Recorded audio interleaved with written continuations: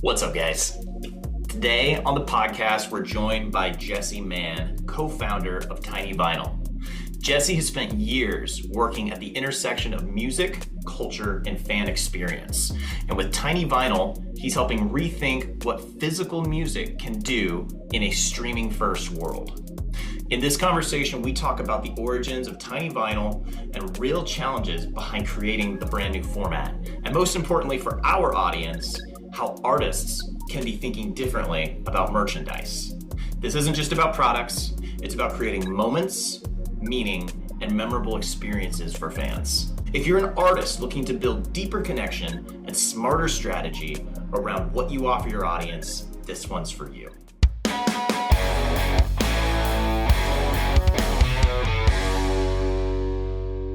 We're thrilled to be joined by Jesse Mann today, one of the co-founders of Tiny Vinyl, a new music format and a joyful way for fans to connect with their favorite artists. Tiny Vinyl is now available nationwide at Target and Target.com with a growing list of exclusive titles. Jesse, welcome to the show. Thanks for joining us today. Thanks for having me. Good to see another two folks from Nashville. That's where we're based as well, and that's where the origin story of Tiny Vinyl begins. We are here. This is the product. This is what it looks like. It is literally Tiny Vinyl. We have a couple of them. I'm going to say that I do believe that first and foremost, the product is a collectible piece. Yeah. And and to that end, prior to this interview, Dallas and I divvied these up and then we traded. Nice. Much in the same way that I did with baseball cards back in 1971 as a first grader in Yonkers, New York. There were some rock, paper, scissors that went on. That's fun. I'm actually upset that I lost the Keith Urban. Oh, all right. Well, I'm happy to send you another one. Don't sweat it. But first and foremost, that's what it is. It's unique. It's riding on the wave of the repopularity of vinyl. A couple decades ago, whoever thought that would be happening. But Jesse, you have a background in presenting live music, working with a lot of artists. How did that help prepare you to launch Tiny Vinyl? Yeah, the conversation really started with Neil and I. Neil's has a 30-year history in the toy and collectible business. Responsible for all sorts of fun items, but one of the major ones, do you know what Funko Pops are? Mm-hmm. I have a Jimi Hendrix. Yeah, there you go. So you can't see it right now, but I've got a Rush set of 3 right over there that's sort of sitting there, and I'm looking forward to next year's tour. You're going to have to get a female drummer. That's right, exactly. So the first genesis of the idea was Neil was like, listen, do you think we could fit some sort of content that's playable in a Funko Pop box? I'm like, well, what are you thinking? You think about the greeting cards that kind of open up and play something, and we're like, let's make something cool. That was like the underlying story to the whole thing. And he said, what about a small vinyl record that plays? And I think my first comment was, sounds cool, but it's not how physics works. That's not the reality of what can happen. And if you wanted to make something that small, it's a lot of technical challenges. Neil had a relationship with the team here at Nashville Record Pressing, which is a division of GZ North America. GZ has they're the largest vinyl manufacturer in the world, based originally in Prague, Czech Republic. And, when we presented them with it, they sort of said the same exact thing. Well, that sounds like a technical, question mark, but we love a challenge and we're an engineering company first. So let's give it a shot. One of the most important things from a vinyl perspective is IP rights and usage. You literally cannot press, and we would never press something where the artist or the label doesn't have the, explicit rights to do that. So in order for me to, do the test item, I went to a good friend, Daniel Donato, who's based here in Nashville. And I said, Daniel, I know you own your masters.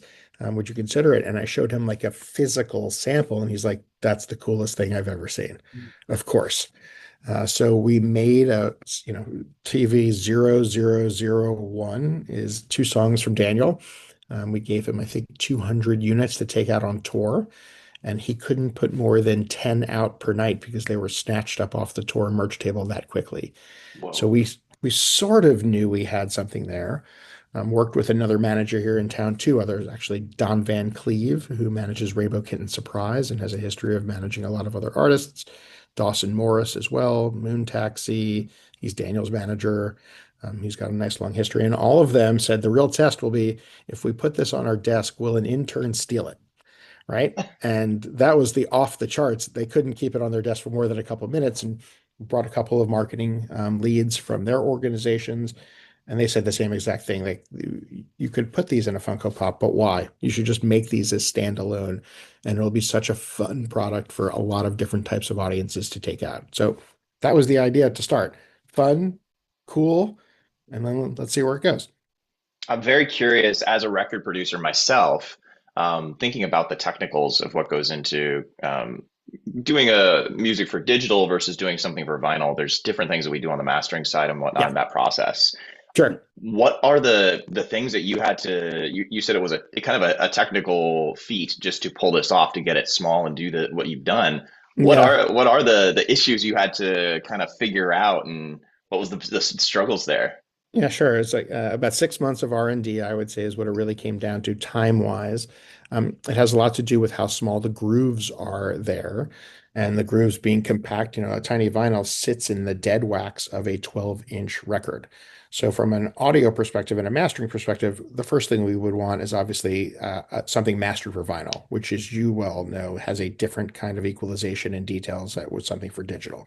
So it's not a mandatory, but it definitely helps a little bit. And then, I'm not going to share the behind the scenes story of how things are made, but there definitely is a technical aspect of getting something that small, from whether it's a lathe cut to how it's actually create the mother and the father, right? Or the Right. mother and the stamper. So there, luckily the GZ team is as cutting edge of an engineering team as they were. We went back and forth. The product, it was really important for us to make it as close to identical as a 12-inch product from a physical feel. So the gatefold that opens up that you guys have in front of you, the inner Yeah. sleeve, the weight and how the record feels, the sticker on the record, all of those things. And the biggest challenge would be, playability from 100% installed base of record players. Um, we like to say that tiny vinyl is fun first and adorable, and yes, it's definitely playable. One of my favorite statistics is that 50% of the people that buy vinyl these days do not own a record player at all. 30% buy it and play it once and put it on their shelf, and 20% are probably like the three of us that we play records all the time, and it's just something we love. So yes, playability is crucial, and we find it really important. And on a manual turntable where the tone arm can reach the inner grooves, it plays great. Look, does it sound like the Maxell commercial where you're getting blown away in your chair? And this is not what you want to listen to. Dark Side of the Moon on. I'm a big B&W speaker fan on a pair of incredible speakers with a tube amp. No, it'll sound great, but it is not the 180-gram audio vinyl piece. Something, again, I didn't know until I started this process, where on the mastering side and the sequencing side, the way that the 12-inch vinyl, or really any vinyl record, is turning, the speed at which it's turning is slower at the outer grooves compared to at the inner grooves, just based on the diameter. So that's why, you look at Led Zeppelin or any of the big bangers that have been mastered, you've got those loud songs, right? Whole Lot of Love on the outer groove. And as you move to the inner, you've got Tangerine, right? Something that's a little bit more ballady or a little bit kind of softer. So what we would recommend overall when you're mixing a tiny vinyl, would this be the best product for an orchestral rendering, right? Probably not. But for a pop song up to 4 minutes, or a rock song up to 4 minutes, or a country song up to 4 minutes of playable, absolutely, it's a great medium for it. Hey, Jesse, I haven't been Yeah. this excited for a format since the compact disc, because certainly, MP3s were not that, you couldn't really, there was nothing tangible about an Yeah. MP3. So at least, here we got Something something physical that real. you can hold. Yeah. I remember as a youngster in the 1980s, I collected what were they called? Chew bops, and they Okay. were 3 inch. They were 3 inch vinyl shaped slices of bubble gum Okay. that That's fun. that had licensing with the major label, so you could get, I don't remember exactly what albums you could get, but you could get like Who's Next and it was a piece of gum. And I remember carrying them around, chewing gum, wishing that the format that they could actually be playable. And now you've actually gone and done that. Yeah, that was the unique thing. Something really important to us also from an artist perspective was to make sure that these charted, right? And we went through a long conversation with RIAA, and they had this great line. They're like, well, this is the first new format in 20 years. Of course, we want to support it, and we're looking forward to the first tiny vinyl gold record. So that was a really fun kind of piece. And then working with Billboard and Luminate to say, hey, we want these to chart for artists, and they absolutely do. They count as a single sale. So that was, again, another important piece so that when you've got an artist that's purchasing them in bulk or it just needs to sort of understand what it's doing for their, statistics, Tiny Vinyl's chart as well. So it's a really authentic piece of merch there. That's outstanding. And that's a thing that actually really moves the needle for artists as well. I find that most businesses, when they start, they are there to solve a problem in some way. Yeah. Typically, someone has at the company, one of the founders, like yourself, is looking at a problem. They go, hey, I might have a solution for that. Was there a problem that you guys had in mind? Was there a solution that you were trying to do for artists or for something within the industry? How did that come to be there? I don't think it's a problem per se, but an opportunity. I know a lot of touring artists, and not saying that they don't have a diverse amount of SKUs on their merch table, but sometimes whether things are bulky or just looking for something new. I love a band out of Memphis called Lucero. I don't know if you guys know them or not, but Lucero, no one has a more packed merch table than they do. Their fans love their merch. But there are plenty of artists that only take, 2 or 3 SKUs out because of size of what they can carry. Tiny Vinyl solves that issue. It's a physical piece of playable media that 50 of them fit in a shoebox. So imagine a tour manager taking 50 12-inch vinyls with them. That's a totally different product. So yeah, it solves that problem, but it's meant to be complementary as an opportunity for fans to hold something physical, right? And playable and to have that connection. And the artist is like, not tongue in cheek thinks it's fun, but it's like, this is really cool. I'm proud that I've got my songs on it. So this isn't the first rodeo for a small vinyl format. In 2019, Crosley put out some 3-inch records for Record Day. In the 60s, there was an additional 4-inch vinyl format. Is there anything protectable or patentable in the technology? And also, is this an attempt to standardize a format? Can other people jump in? Yeah, great question. Crosley's releases are limited to, I believe, 2,000 units per year of what they did release, and those are injection molded kind of plastic discs that have to play on a proprietary player that they provide.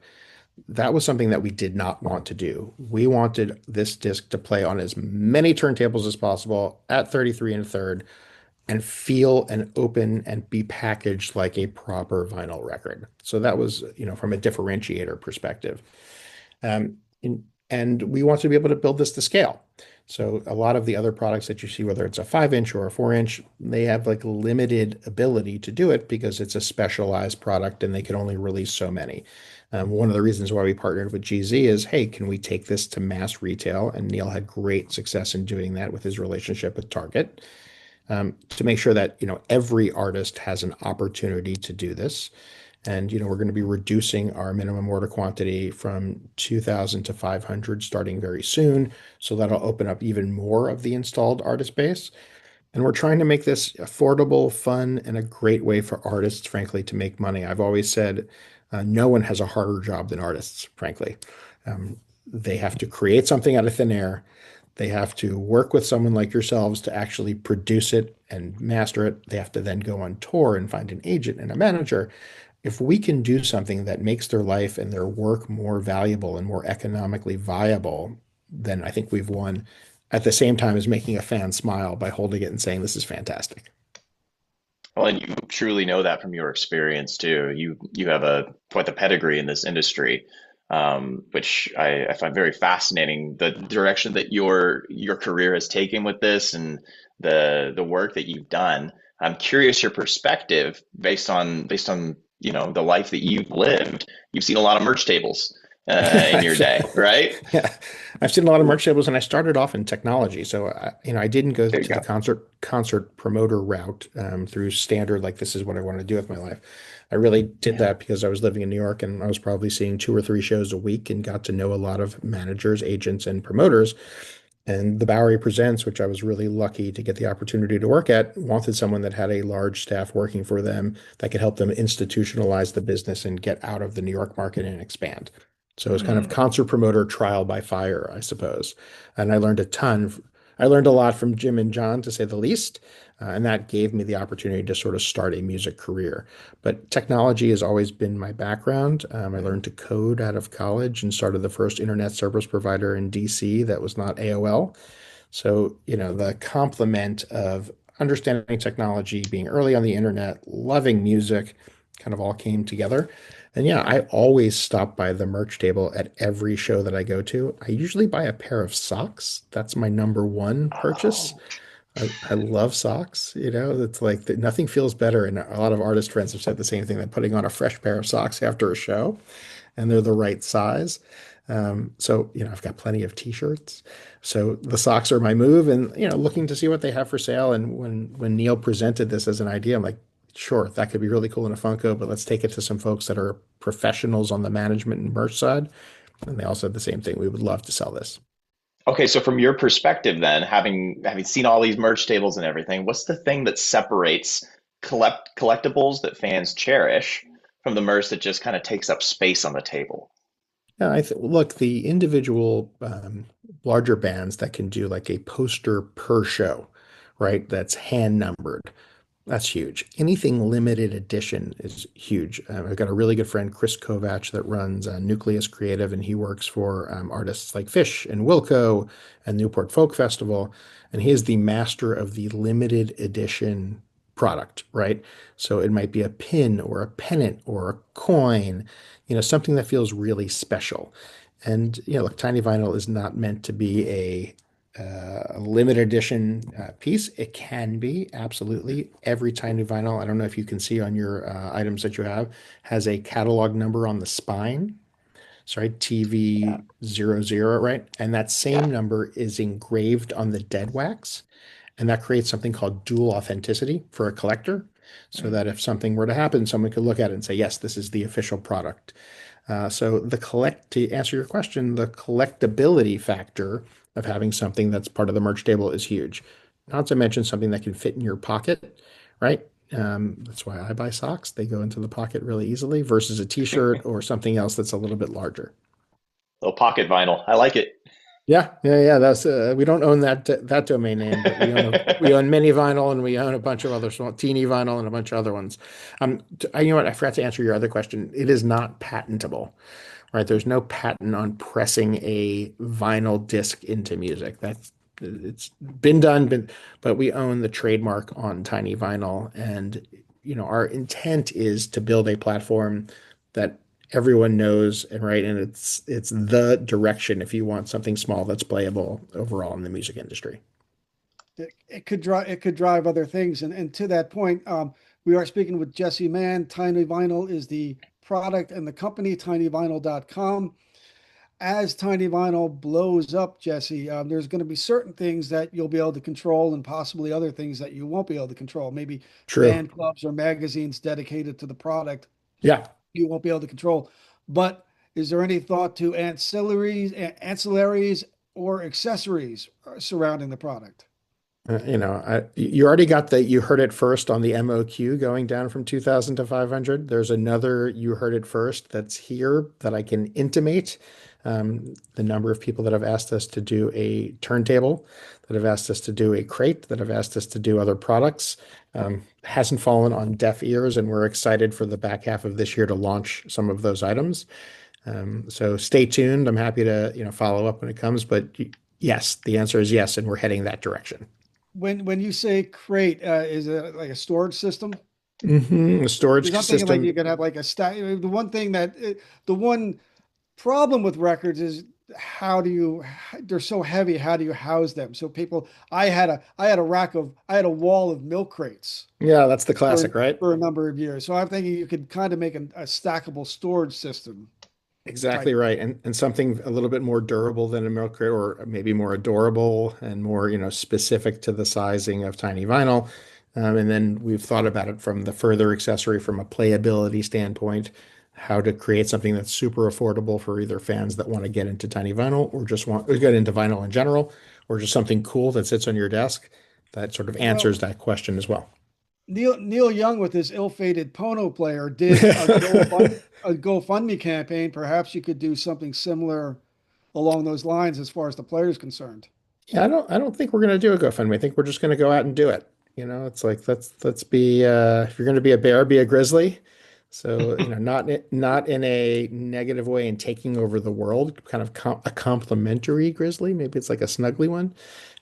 But what we want to do is make sure that, of course, there are going to be folks that have an automatic turntable from the late 80s. I've got two in my house, and I've got one vintage one that won't play tiny vinyl, but I've got another one that's a needle drop that plays it perfectly. So if there's a way that we could solve some of the playability issues that we hear about, excuse me, fantastic. We'd love to be that team. One question, would a tiny vinyl standalone player be Bluetooth compatible? Yes, both Bluetooth compatible and have its own speaker. Awesome. Yeah, Rich, you're really getting the details out of me. I'm impressed. Well, I'm curious. I believe this was before we started the interview. You mentioned that you work quite a bit with record labels, a lot of that kind of B2B and that Yeah. regard. But I'm curious about the process. If you ever get to see the artist side of, I mean, this is, let's say, they have a full length record. They got to pick two songs. What goes into that decision process of how do I decide which ones to use on tiny vinyl? That seems to be what they're doing from either a promotional perspective or a track that they love.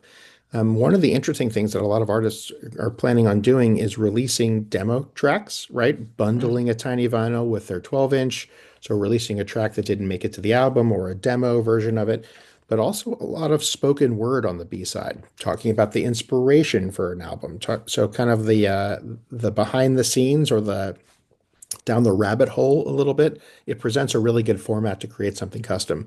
We can stamp anything and create a tiny vinyl out of any audio that someone would want to do. Wow. Yeah, that could get very creative very quickly.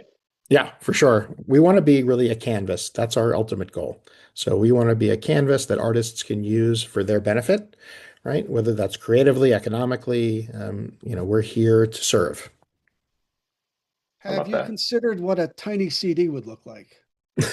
I've seen them. Remember those there were 3-inch CDs for a while, and the transport of a lot of CD players for, gosh, I remember held the standard like 5-inch one, right? And then had a little smaller transport in it that I'm sure the CD got stuck in at some point. But yes, I remember those all too well. Singles. I mean, I wonder if you had a similar format on CD, how much music you'd be able to hold. And as a consumer, I would want my tiny vinyl player to also be able to play my tiny CD if that's, That would be great. That is definitely a technological challenge we'll take under yeah, advice. get on it. One's a needle, one's a laser. That's a little tricky. That's right. A little tricky. Little switch. Yeah.